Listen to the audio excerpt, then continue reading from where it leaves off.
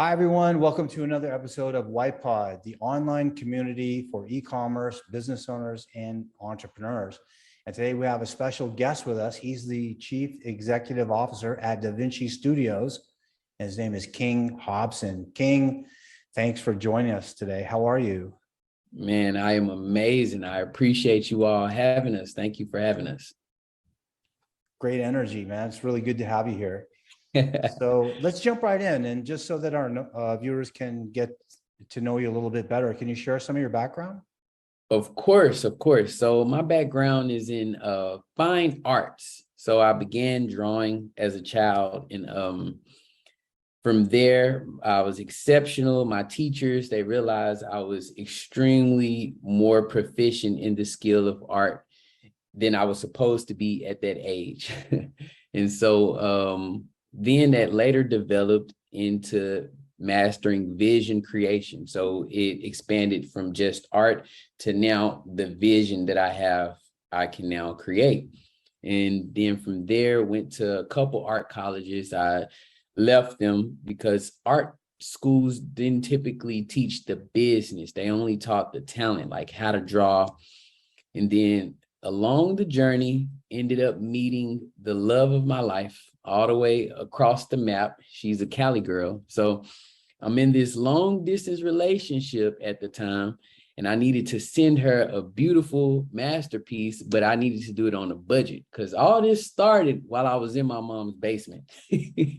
So I started this company with like $75, man, and just had to figure some stuff out.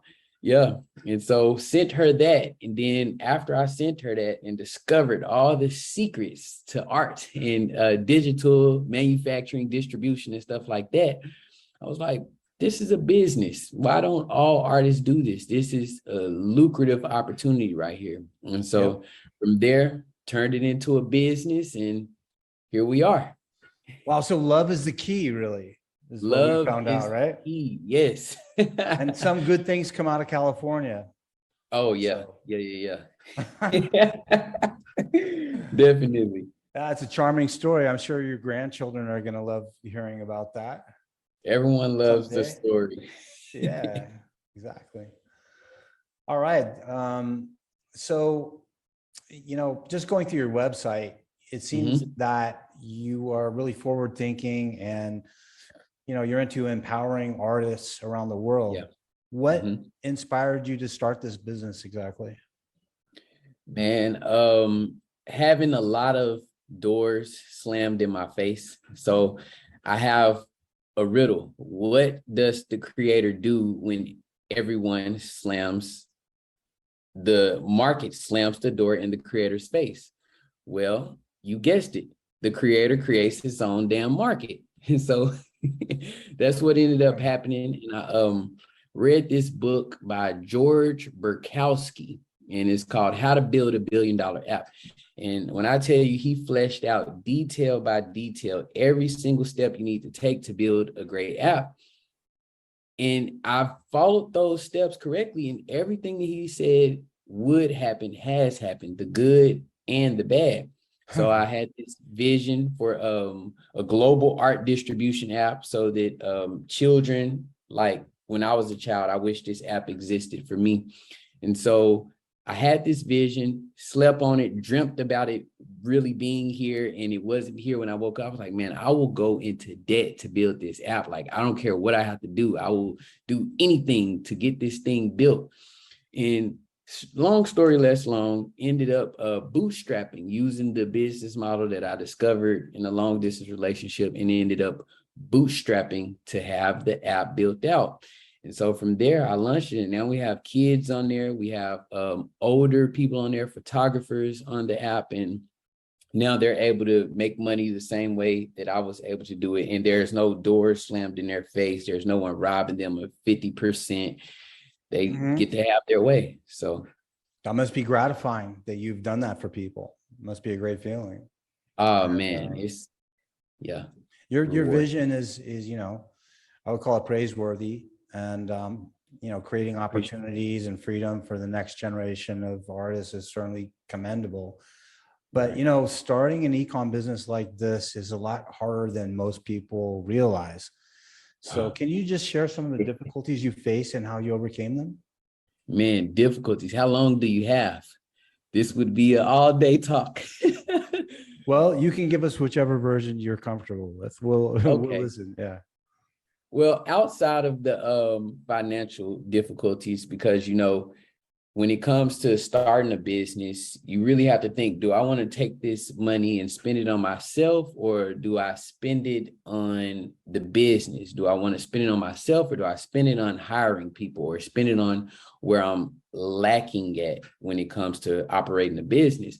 Outside of the financial, I say the main hurdle that I've seen is an intellectual hurdle, just overcoming oneself and being able to kind of just have those blinders on, like you see in the horse race, like those Yeah. blinders, and not getting too Yeah. distracted looking at the people next to you. So if you're running a business and you're spending every penny you have into growing this thing, the worst thing you could do starting off is hop on Instagram, Facebook, Snap, YouTube, all these other platforms, and look at everyone else spending their money, taking overseas trips, buying cars, or whatever the case is, whatever they're doing. That's the worst thing you can look at. Hmm. So yeah, just being completely focused and keeping those blinders on and keeping the laser sight of focus is how I'm able to get everything done, and I'm done. I can't tell you what anyone's doing besides what I'm doing. Like, I had to keep that type of focus to accomplish and get these things fleshed out. So yeah, that focus part, especially in this world of distractions, because all these distractions didn't exist back then when we had VHS. Yeah, So exactly. yeah, I mean, everyone's attention span is almost zero now. I mean, it's a completely right, different world. It's hard to maintain your focus on anything, you know? I right. mean, yeah, YouTube videos are 9 seconds long and stuff like that. So yeah, it's hard to keep your focus. So it's commendable that you've done that. And Yeah, obviously you put a lot of work into the creative end, and that shows through on your finished products because they oh look yeah, fantastic. But you know, thank you. having the best comics in the world is useless Mhm. unless people know about them. So Right. how are you driving potential customers to your website right now? Well, I have this marketing strategy utilizing social media, but the main thing that I do is I go to all the platforms, and every platform offers group pages. So there's a comic book group page on Facebook, there's a comic book group page on Reddit, LinkedIn, etc.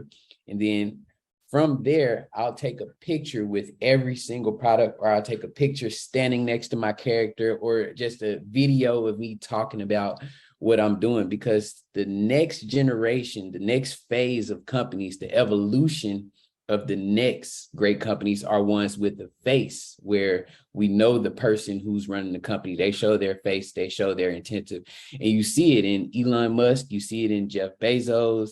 Like, these companies are successful, and they're not necessarily taking the hit of the current market because they have a face. And the companies without a face, like Warner Bros., just got acquired. All of these companies without a face, they're slowly getting acquired by companies with faces. And so that's my vision. So I just market by showing my face, just showing my face, and free stuff. People love free stuff. So I Guilty. just, yeah. So I just give some stuff out, man. Just give them something like, here, take this comic book home with you. Because with the comics aren't necessarily for that's not our best product. I'm probably a question ahead, but yeah, the comics, that's not necessarily the top seller. The main purpose of the comics is intellectual property. So I study Mm, Spider-Man, I study Marvel, and Marvel, Spider-Man doesn't make Marvel all the money through comic sales. He makes all the money through licensing and merchandise. merchandising, sure. Right, licensing the film rights, licensing the television show rights, and podcast rights, musical rights, or whatever the case is with the particular character. But the Spider-Man comics just underwear. right. Look, I'm embarrassed to tell you, but that's all I had growing up was a bunch of Spider-Man underwear, Spider-Man everything. So I yeah, had a lot of Spider-Man gear myself. Yeah.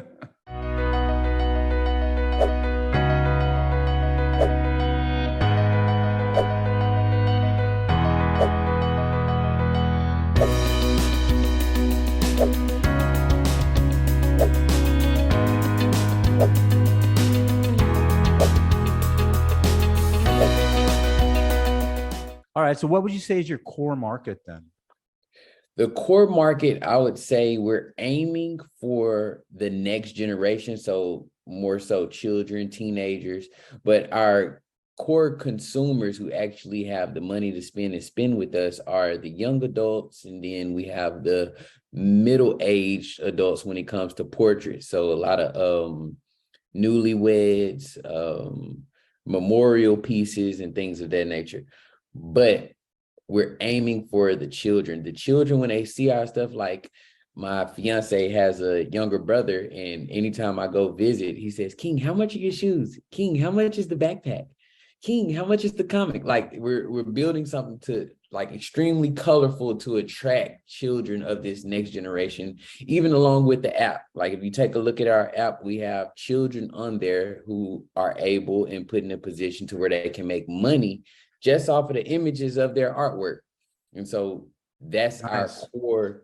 Yeah, that's our core market. Because when I was a child, if I would have had these opportunities, I would have been earning a lot earlier on, but I had to build this and get this fleshed out. And so now children out here making more money at 17 than the average 17-year-old would ever make in my time. So absolutely. Yeah, it's a brave new world. Cool. What are your best-selling products, King? My best-selling product would have to be the shoes, the portraits, and the clothing, like the apparel.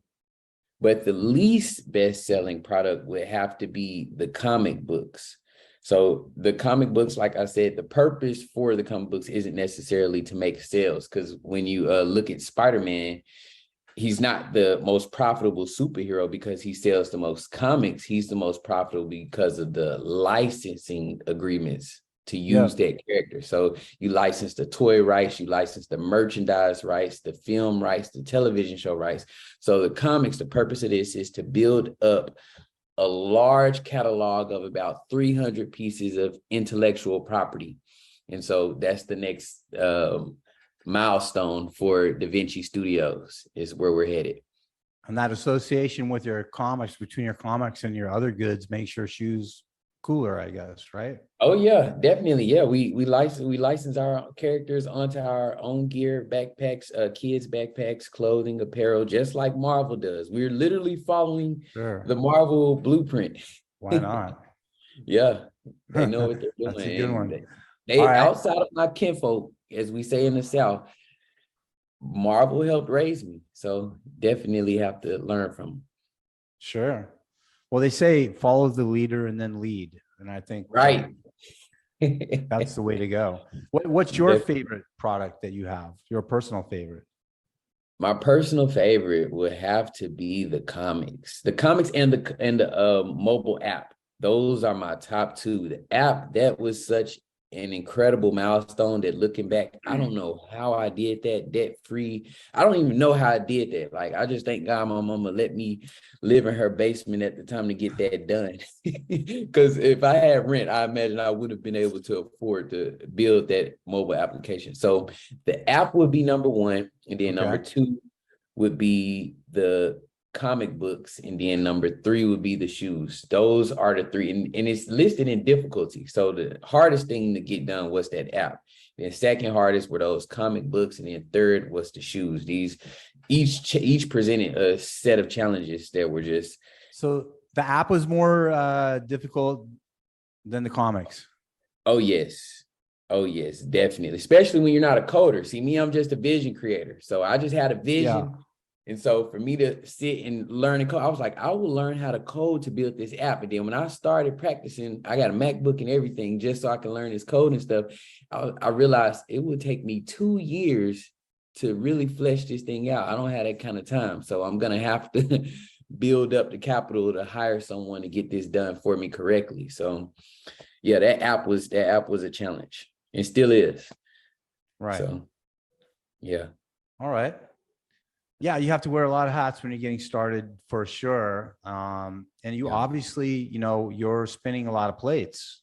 So how do you keep everything running smoothly at the same time? Oh my gosh. Man, the secret is, the trick is, it's not ever really running smoothly. You take one ladder at a time, but it's not ever really running smoothly. It's like the world, like the weather, it'll be clear for a little while, then before you know it, a storm will come out of nowhere, or it'll start snowing out of nowhere. So it's volatile with the market. So far it's just been an up and down and spinning all these places. But to be honest, this is a dream come true. These are the things that if I were to go to another planet right now, I would be happy with what I left behind on Earth. I would be more than satisfied with what I like the way you put dedicated. that. Yeah. I'll be more than satisfied with what I dedicated my time to while I'm existing on this earth. My comics, my app, like this is my dream. So you're making your mark on the world. Nice. So it's more like a controlled chaos then. Things are not smooth, but you're adjusted to it.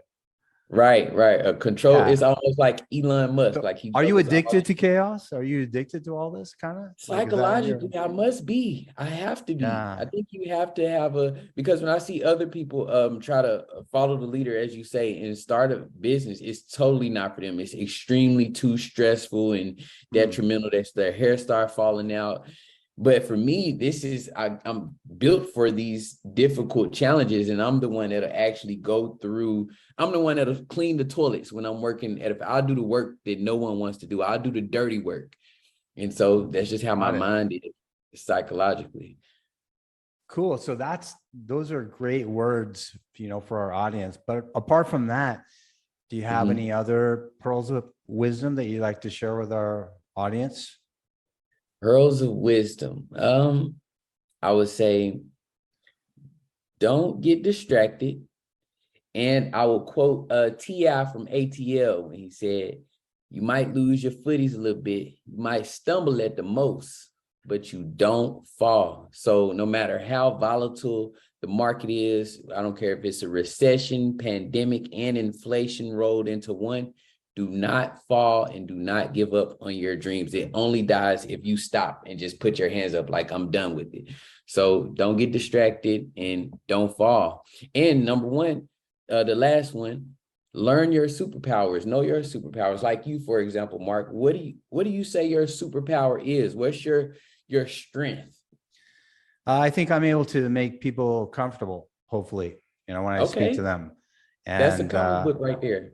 Yeah. So yeah, I would say that's one of the things, and have a good sense of humor. And I think humor sort of runs the world in a way. Definitely. And it's the most important thing when it's, when you're looking for a partner in life or anything, for me, at least, humor is the most important thing. So. Wow. Okay. So Mark makes people comfortable and humor. He has a way with humor. And makes them laugh. Yeah. Yeah. Well, if you make people laugh, then the rest of what you have to say can penetrate their medulla oblongata, so to speak. Like if people are laughing, then they're listening, but if they're bored or defensive, then your message won't get through. Your message will get lost. Messages are delivered most effectively with humor, I think. Yeah, it actually releases a chemical of serotonin, I think. Serotonin. In the brain.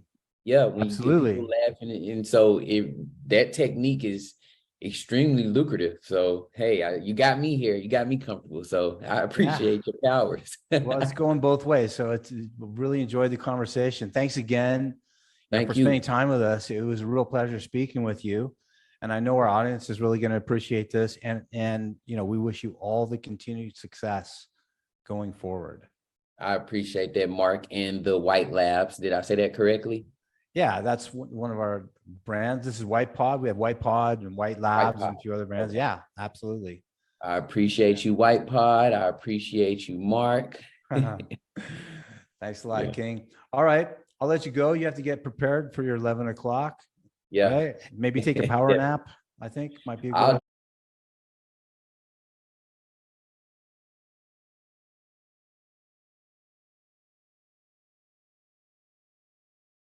be a good I'll give it a shot. I'll give it a shot. My brain, I'm in ketosis right now, so it's difficult to get any kind of rest. I'm running off of ketones and fat cells. Yeah, that clean Yeah. fuel. Yeah. How do you know? Nice. You're a health guy. Well, I know about it. Yeah, I'm on a Okay. journey. I'm not in ketosis, Okay. but yeah, I'm on low carb and intermittent fasting and all that stuff. Wow. Okay. Well, Yeah, yeah. you have to As long take as care you're of that stuff at knowledgeable. my age. Exactly. Yeah. So I'm getting ahead of it. When I I'm first happy for you that you know about it at your young age because you might live to be 120. if I told you what I was aiming for, you would bust out laughing. I'm aiming for 300. I want to be the first man to reach Ah, 300. I know you could crack the code of reverse engineering and reverse aging and all these scientific methods that haven't been discovered yet, but I'm aiming for 300. well, if you live like a Mediterranean, then a lot of these Mediterranean people, they live to be like 115, 120 years old. It's not uncommon, just because they're Wow. eating olive oil and fish and all this Yeah. stuff. Mm-hmm. So You anyway, know your stuff. that's a whole Mark nother knows. podcast subject. I think maybe we can reconnect and talk about that too. But this one has been, like I said, it's been a delight. A lot of fun talking to you. Thanks again, King. Definitely. Thank you, Mark. You all take it easy. Take care.